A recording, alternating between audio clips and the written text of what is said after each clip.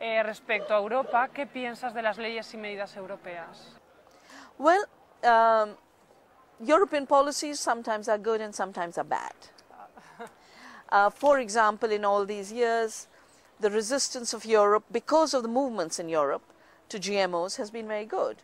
But today, it is the European Commission that is forcing GMOs on Europe, while citizens and regional governments say we must be GMO free. 43 governments of Europe are in a network with which I have signed an agreement to be GMO free. Yeah.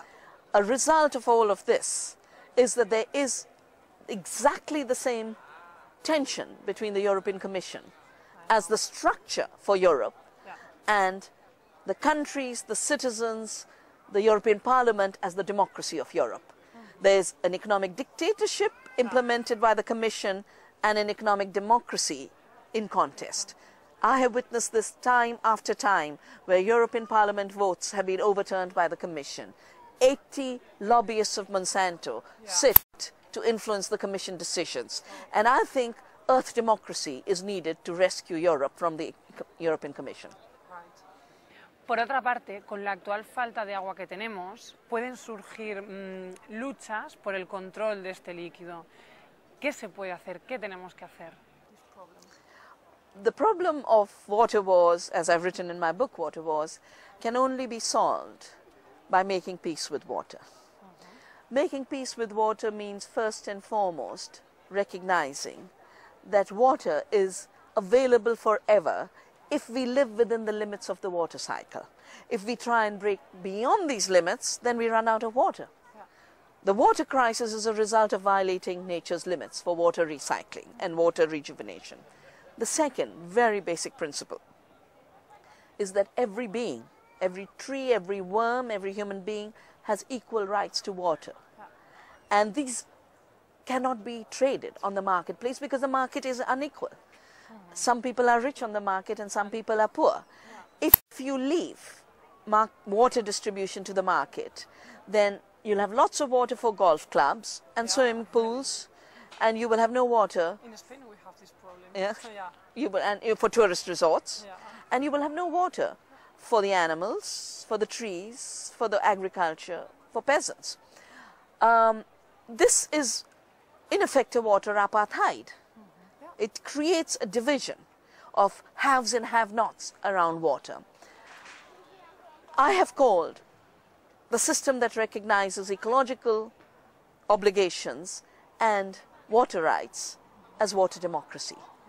And water democracy is based on the foundation that water is a commons, it's a public good. It is not a commodity. I think the most fundamental error of the human mind in today's world is that everything is a commodity. Everything is for sale. Everything can be put a price on, either too high, too low. In my view, water is priceless. And because it's priceless, it has to be kept out of the market so that it will be valued ecologically, it will be valued culturally, it will be valued socially. Desde tu punto de vista, ¿qué papel desarrolla la mujer para la preservación y conservación del medio ambiente y del mundo rural? Well, you know, for the last 30 years, 35 years, as I have worked both in the ecology movement and in building another agriculture, women are the ones who have been defending an agriculture that protects life. All seed savers of the world are women. Biodiversity experts of the world are women. I do studies all the time. Women above 60 can recognize every plant in their forest and their farm.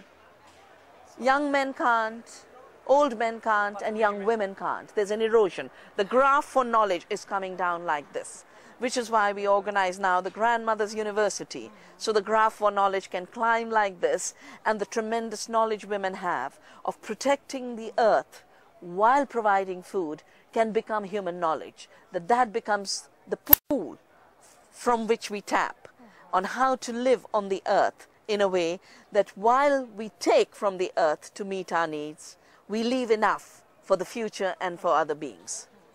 Desde que eres joven has estado luchando contra las injusticias o la opresión y el sistema que crea diferencias entre los países.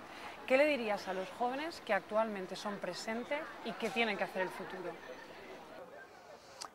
I think young people are fully aware of the highly uncertain times in which they are born. Young people are deeply tuned in to the need to create opportunities beyond the opportunities of the past which no more exist for the future. And I think the young people will do a short circuit and make a quantum leap to a future based on ecological sustainability, social and economic justice, and freedom and democracy.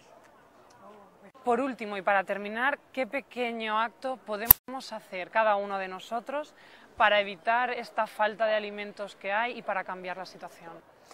I think every time we sit down to eat, and every time we sit down to drink.